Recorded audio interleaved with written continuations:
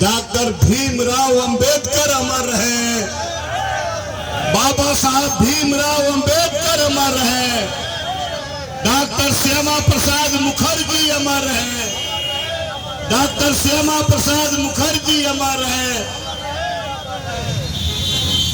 भारत के संविधान के रचयिता डॉक्टर भीमराव अंबेडकर जी के अपमान के विरोध में और लालू यादव के अहंकार के विरोध में एक दिवसीय धरना का अध्यक्षता कर रहे भारतीय जनता पार्टी अनुसूचित जाति मोर्चा के सम्मानीय जिला अध्यक्ष हमारे छोटे भाई विजय राम जी मंच पर धरना में उपस्थित है। भारतीय जनता पार्टी के जिला के नेता और अनुसूचित जाति मोर्चा के भी नेता आदरणीय जगजीवन पासवान जी, भाई विजय भाई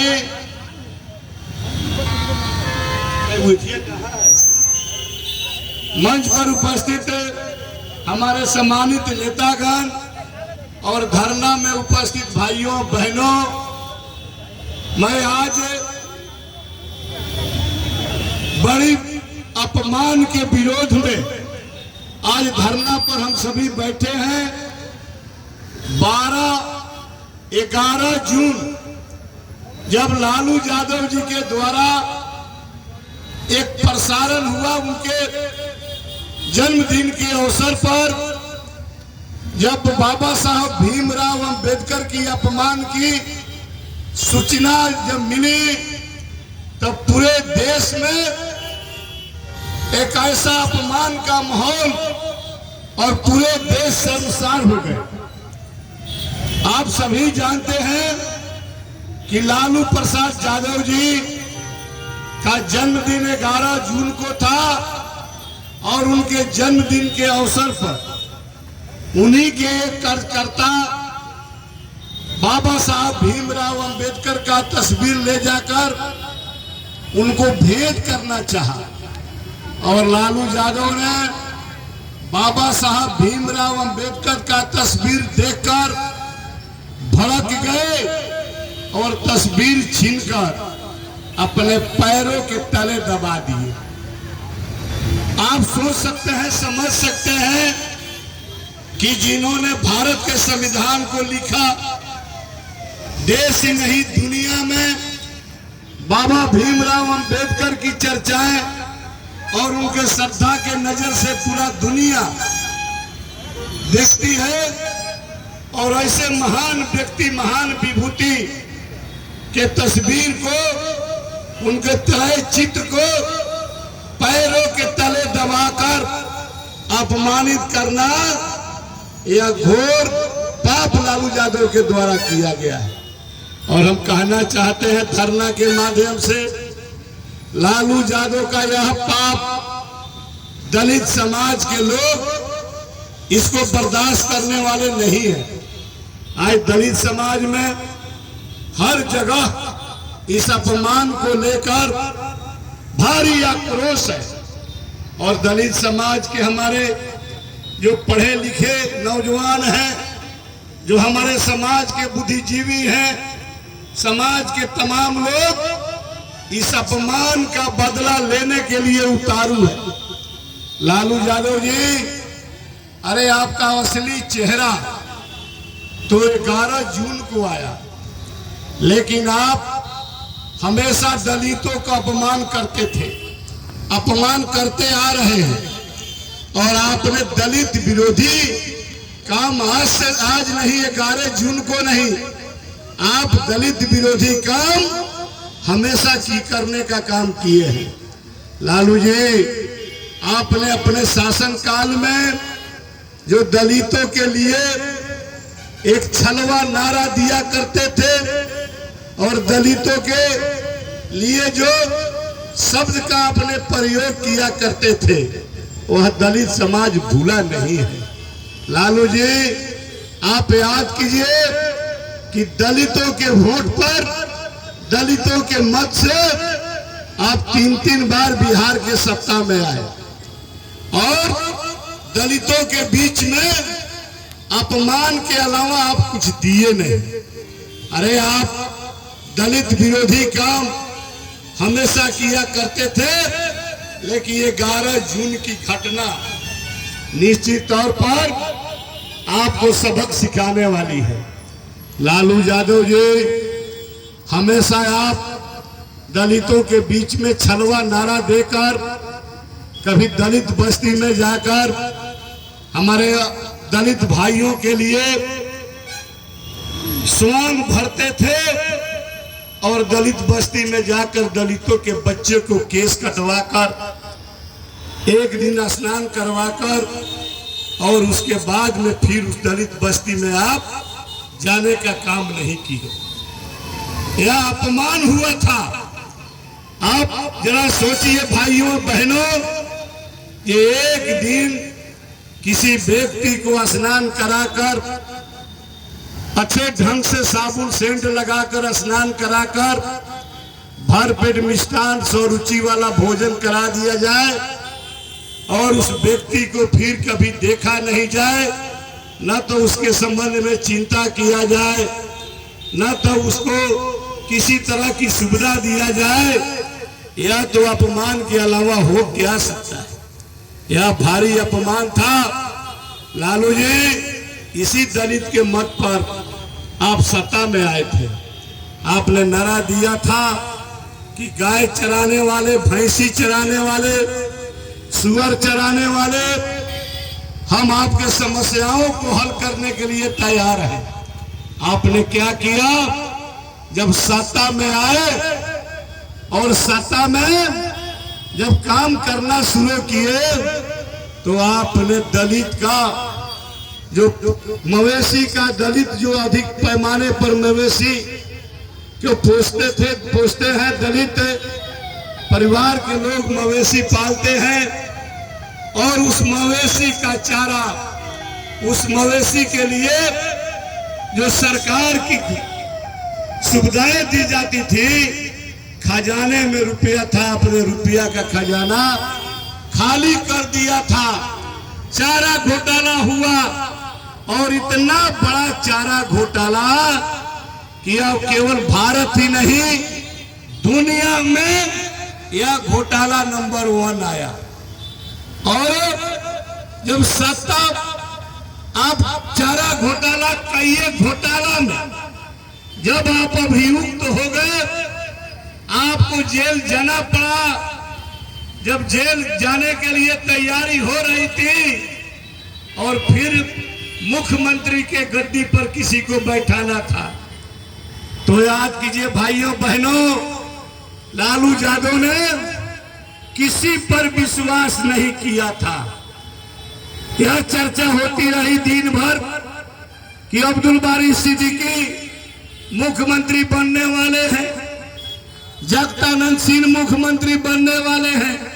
कभी रामचंद्र पूर्वे का नाम आता था, कभी रमई राम जी का नाम आता था, लेकिन चर्चाएं सिर्फ दूसरों का चर्चा रह गया। आपने भरोसा किया तो अपने धर्म पत्नी जो पढ़ी लिखी नहीं, अनपढ़ महिला को आपने विश्वास करके बिहार का मुख्यमंत्री बनाए थे और वह मुख्यमंत्री बनकर क्या हिंदुस्तान में और भारत को संसार कर देने वाली मुख्यमंत्री बनी। मुख्यमंत्री पद की गरिमा को समाप्त आपने किया था और आपने यह साबित किया कि चाहे नारा गरीबों का दे, चाहे नारा दलितों के लिए दे, चाहे किसानों के लिए दे, नौजवानों के लिए दे, सिर्फ नारा हम देंगे, लेकिन जब सत्ता में आने की बात होगी तो परिवार में ही अपने किसी परिवार के सदस्य को बड़े पद पर बैठाने का काम करेंगे। इतना ही नहीं भाइयों बहनों, याद कीजिए जब राबड़ी देवी जी मुख्यमंत्री का उनका समय पूरा हो गया, दोबारा चुनाव हुआ, वह सीमित कर उनकी कुर्सी रह गई, माने सीट रह गया। और प्रतिपक्ष के नेता का जब चयन होने लगा तो फिर अटकलें जोर पकड़ने लगी कि अमुक व्यक्ति प्रतिपक्ष के नेता बनेंगे, लेकिन आपने उस पर भी परिवार के अलावा किसी को नहीं बनाया। हमारे वक्ता कह रहे थे 9वां पास अपने बेटा को आप प्रतिपक्ष का नेता बनाए, और फिर उसी तरह जब आपको मौका मिला सत्ता में थे तो अपने पत्नी बेटी 2-2 3-3 बेटी दोनों बेटा और अपने साले अपने सरहद यानी अपने कुटुंब हित मित्र परिवार के अलावा कोई बहरे नहीं। और उसी समय जब आप सत्ता से हटे तो बिहार में कैसी सरकार की गठन हुई, नीतीश कुमार और सुशील मोदी के नेतृत्व में, और वह सरकार लगातार विकास करने वाली सरकार थी। और वह सरकार दलितों के लिए जो काम किया, महिलाओं के लिए जो काम किया, हम सभी जानते हैं। ये पंचायतों की चुनाव में दलितों के लिए आरक्षण मिला, महिलाओं के लिए आरक्षण मिला। आज हम कह सकते हैं कि दलित समाज की हमारी कोई बेटी, कोई अगर घर की बहू, अगर कोई मुखिया है, सरपंच है, जिला परिषद है, कोई अगर पंचायती राज का कोई भी सदस्य है, तो वह देन नीतीश कुमार और तत्कालीन उप मुख्यमंत्री सुशील मोदी का देन है। तो वहां तो आप कुछ नहीं किया नारा देकर, लेकिन नीतीश कुमार और सुशील मोदी की जोड़ी ने पंचायतों में आरक्षण देकर दलित बहु बेटियों को आज मुख्यमंत्री, आप मुखिया, सरपंच और जिला परिषद बनाने का काम किया। इतना ही नहीं, चाहे शिक्षक की भर्ती में जो नौकरियों में आरक्षण देकर हमारे दलित समाज को जो मान सम्मान नीतीश कुमार और सुशील मोदी की सरकार ने किया, आज भी मुख्यमंत्री नीतीश कुमार जी और उप मुख्यमंत्री सम्राट चौधरी विजय सिन्हा के नेतृत्व में लगातार विकास किए जा रहे हैं। और दलितों का मान सम्मान, दलितों से जुड़े हुए जो विकास की योजनाएं हैं, लगातार दलित बस्ती में उतर रही है। आपने किसे गठबंधन किया था? आज भी आपका गठबंधन कांग्रेस पार्टी से था, है, पहले भी था, आज भी है। और कांग्रेस पार्टी की जुआराज और लालू जी आपके जुआराज, और एक जुआराज है उत्तर प्रदेश में स्वर्गीय मुलायम सिंह का जुआराज। 3 जुआराज मिलकर देश में राजनीति करते हैं और स्वांग भरते हैं कि हम विकास करने वाले लोग हैं। और यह नारा बहुत तेजी से तीनों जुआराज के तरफ से लगाया गया था कि संविधान पर खतरा है। लोकसभा चुनाव में उस समय में संविधान पर खतरा बताकर हमारे भोले भाले दलित भाइयों को बरगलाने का काम किया गया। दलित बस्ती में जाकर यह झूठ प्रोपगंडा उठाया गया कि संविधान पर खतरा है। संविधान का किताब हाथ में, संविधान का किताब था कि एक कागज का टुकड़ा कोई था, यह भी नहीं देख पाते थे। लेकिन लालू यादव जी, आपकी शिक्षा और आपको बेटे की शिक्षा संविधान के संबंध में क्या जानिएगा। और संविधान की रचयिता बाबा साहब भीमराव अंबेडकर जी के आप अपमानित करते हो। अरे आप तो बाबा साहब के पैरों की धूल के बराबर नहीं है। हमारे वक्ताओं ने कहा माफी मांगो। अरे माफी मांगने से काम नहीं चलेगा। हमने कहा था कि बाबा साहब भीमराव अंबेडकर जी के बड़े प्रतिमा के नीचे साक्षात दंडोत के माध्यम से आप नाक रगड़ोगे, नाक रगड़ रगड़ कर बाबा साहब के पैरों पर गिरकर आप माफी मांगोगे तो बाबा साहब भीमराव की आत्मा आपको माफ करने वाले नहीं है। और उसी तरह बाबा साहब के जितने अनुयायी हैं, हमारे दलित समाज के लोग आज यह इस पाप का आपके पाप को माफ करने वाले नहीं है। और संविधान की बात करने वाले आपके सहयोगी मित्र राहुल गांधी जी, अरे अपने हमारे भीरगु जी बता रहे थे कि बाबा साहब भीमराव अंबेडकर 1952 में जब चुनाव लड़ने के लिए जब निकले तो उनको चुनाव में सहयोग मिल रहा था दूसरे लोगों से, लेकिन उस समय के तत्कालीन प्रधानमंत्री पंडित नेहरू जी प्रधानमंत्री थे, उनकी सरकार चल रही थी और हमेशा उन्होंने अपमानित करने का काम बाबा साहब भीमराव अंबेडकर को किया करते थे। यहाँ तक जब चुनाव लड़ने गए तो अपने प्रत्याशी को पंडित नेहरू जी ने उतारकर और ताकत लगाकर बाबा साहब भीमराव अंबेडकर को हराने का काम किया। एक बार नहीं, 2 बार भी, दूसरे बार भी बाबा साहब भीमराव अंबेडकर को हराने का काम किया। और आप कहते हैं कि संविधान खतरे में है। अरे संविधान के निर्माण करने वाले व्यक्ति को आपके पूर्वज और आपने अपमानित किया, अपमानित करते आ रहे हैं और आप बता रहे हैं कि संविधान खतरे में है। यह भोली भाली जनता, हमारे दलित भाई सब चीज समझ चुके हैं। जरा राहुल जी, आपके राजद के युवराज तेजस्वी जी और उत्तर प्रदेश के युवराज अखिलेश जी, जरा याद कीजिए जब कांग्रेस पार्टी की सरकार देश में चलती थी तो चुनी हुई सरकार को अपने हिफाजत के लिए, अपने लाभ के लिए चुनी हुई सरकार को श्रीमती इंदिरा गांधी बर्खास्त करके इमरजेंसी लागू की थी। तो उस समय संविधान में खतरा, संविधान का पर ऊपर खतरा नहीं था, संविधान खतरे में नहीं था।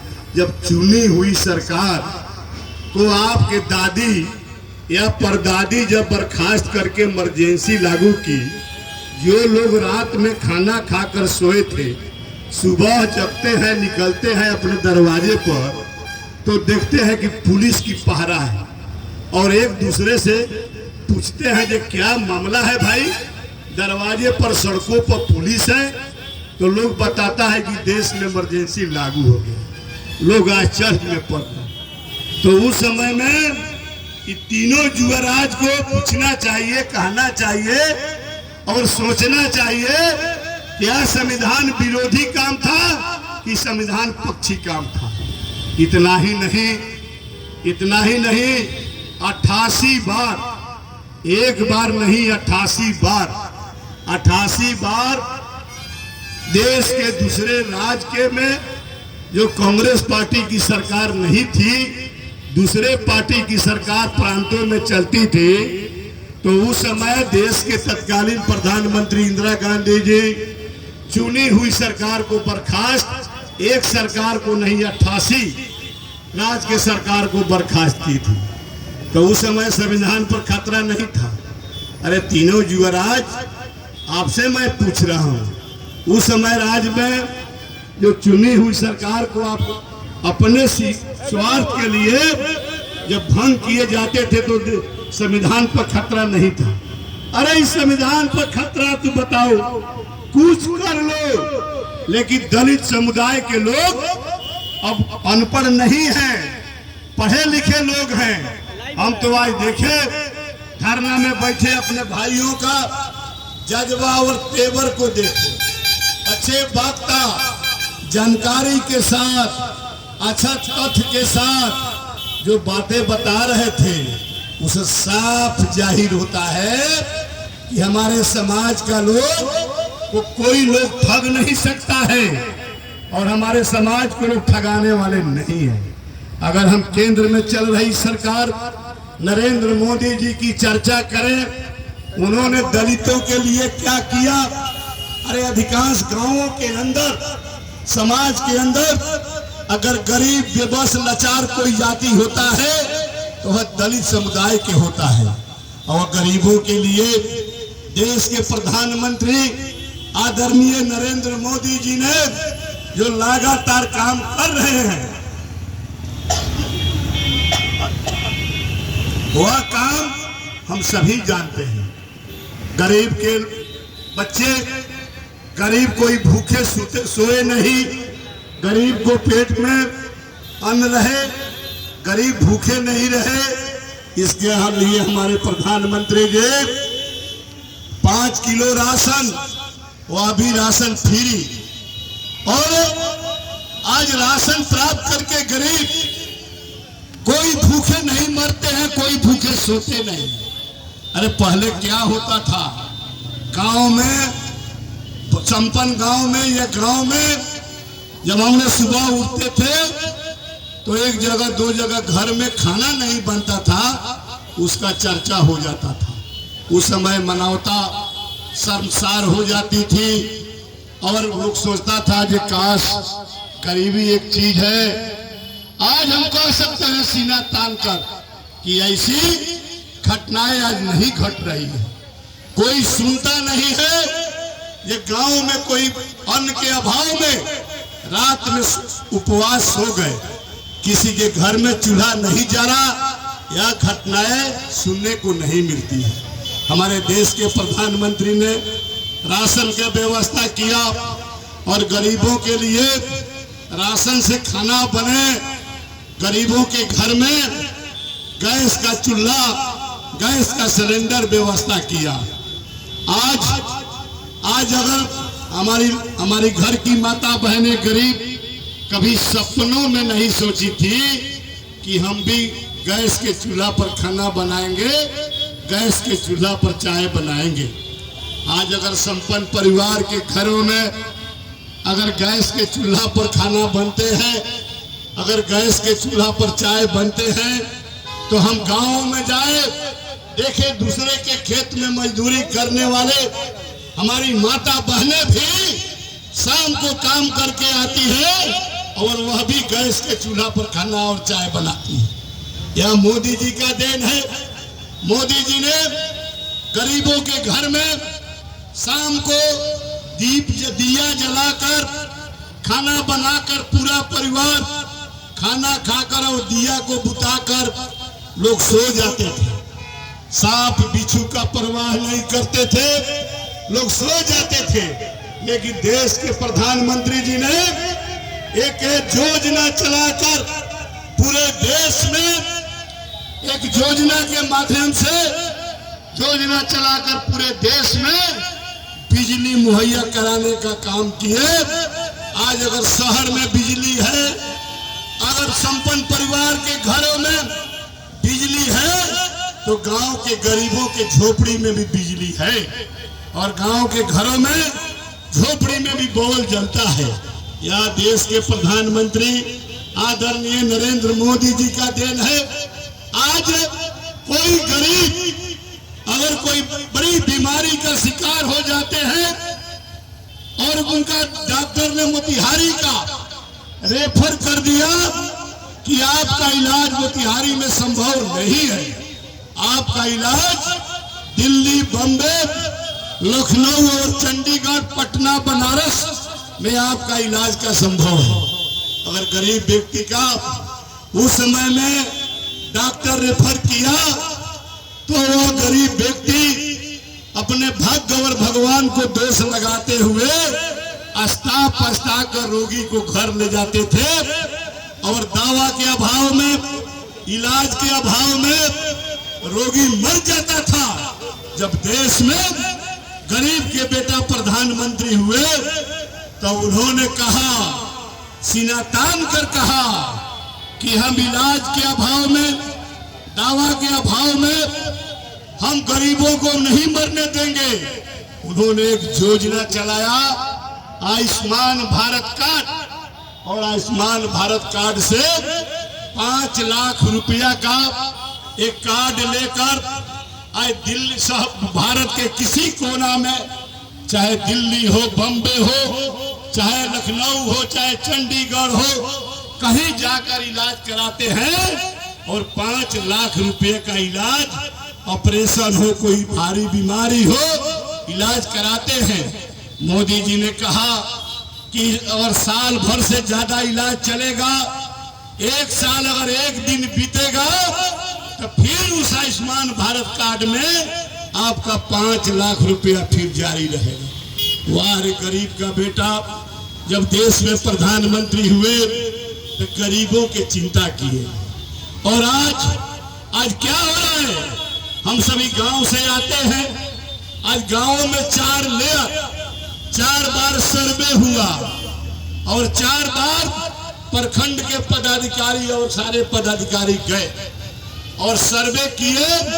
सरकार का आदेश था, मोदी जी नीतीश जी का आदेश था कि एक भी घर गरीबों का छूटे नहीं, तमाम घर बनना चाहिए।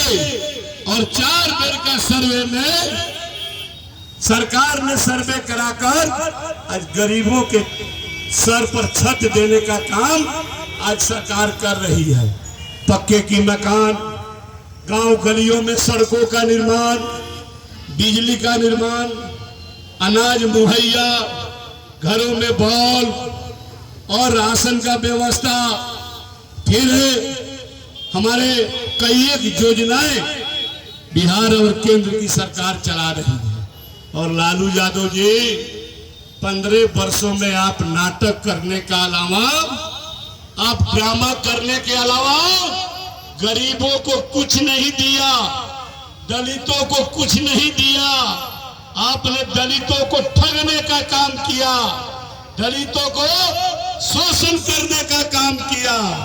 अब आपसे दलित ठगाने वाला नहीं है। आपने 11 जून को बाबा साहब को जो अपमानित करने का काम किया है, आपने पाप किया है, पाप। इस पाप का बदला दलित समुदाय के लोग आपसे चुकाने वाले हैं। आपके बेटा स्वांग भरते हैं और आते हैं गांवों के अंदर। हमारे धरना पर बैठे कई एक वक्ताओं ने कहा कि आप आइए, चाहे आपका बेटा है, दलित लोग आपसे हिसाब चुकाने वाले हैं। आने वाले 2025 को जब विधानसभा का चुनाव होगा, दलित आपको सबक सिखाएगा। एक भी दलित का, दलितों का वोट आपको मिलने वाला नहीं है। और आप जो जितना पाप किए हैं, कुकर्म किए हैं, अगर घोटाला भी लालू यादव किए तो गरीबों का गाढ़ी कमाई, गरीबों का गाढ़ी कमाई आपने घोटाला किया। आप तो घोटाला में मास्टर हैं, मास्टर। और आपको शर्म भी नहीं आती है। आपका घोटाला जब लोग सुनता है तो शर्म भी शर्मा जाता है, लेकिन लालू जी आपको शर्म नहीं आता है। आपने ऐसा घोटाला किया जो स्कूटर पर सांड और भैंसा धोया था। आपने अपहरण उद्योग चलाया था। उस समय में अपहरण उद्योग में कहा था, लोग 7 बजते बजते घरों में दुबक जाते थे और कहते थे कि अब निकलिए नहीं, कोई न कोई आपको पकड़कर अपहरण कर लेगा। और अपहरण करके जाता था तो आपको मोटा रकम देना पड़ता था। और वह अपहरणकर्ता, मोटरसाइकिल का छीनने वाला अपराधी, आपको लूटने वाला अपराधी कहाँ बैठता था, कहाँ मिलता था?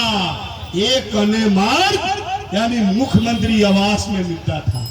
किसी ने जाकर देखा कि हमारी मोटरसाइकिल लगी है, हमारी 4 चक्का लगी है, और जाकर कहा, ये देखिए ना हुजूर, हम तो आपको वोट देते हैं, लेकिन हमारा 4 चक्का सहिते जो अपहरण हुआ था हुजूर आपके बगल में लगा हुआ है। अरे लगा हुआ है तो कितना पैसा मांग रहा है? तो उसके द्वारा कहा जाता था कि सर 50 लाख रुपया की डिमांड है। अच्छा जाइए 5 लाख कम कर दीजिए, 45 लाख दे दीजिए। वो ऐसे नेता आप किसको अपमानित किए हो? बाबा साहब भीमराव अंबेडकर जो भारत के संविधान को लिखे, बाबा साहब अंबेडकर जो दलितों के मसीहा के रूप में उभरे, काम किए। बाबा साहब अम्बेडकर जो आम जनता, बेबस, लाचार, गरीबों के लिए मदद करते थे, उनके मसीहा थे, उनको आप किए हैं। हम तो कहना चाहते हैं लालू जी, आपने पाप किया है और आपका औकात बाबा साहब के पैरों का धूल बरोबर आपका औकात नहीं है। आपने कैसे अपमानित किया भाई, कैसे अपमानित कर दिए जिसका औकात पैरों का धूल का मुताबिक नहीं। आपने बाबा साहब भीमराव अंबेडकर को अपमानित किया, तो अपमान का बदला दलित समाज लेने वाला है। और यह दलित समाज कभी भी अपमान और आपके पाप को भूलेगा नहीं, आपसे बदला लेगा। और आज का धरना बिहार के तमाम जिलों में हो रहा है और तमाम बिहार के दलित भाई आपके अपमान के बदला लेने के लिए जगे हैं। और धरना पर बैठे हमारे तमाम नेता हैं, सब हमारे आए।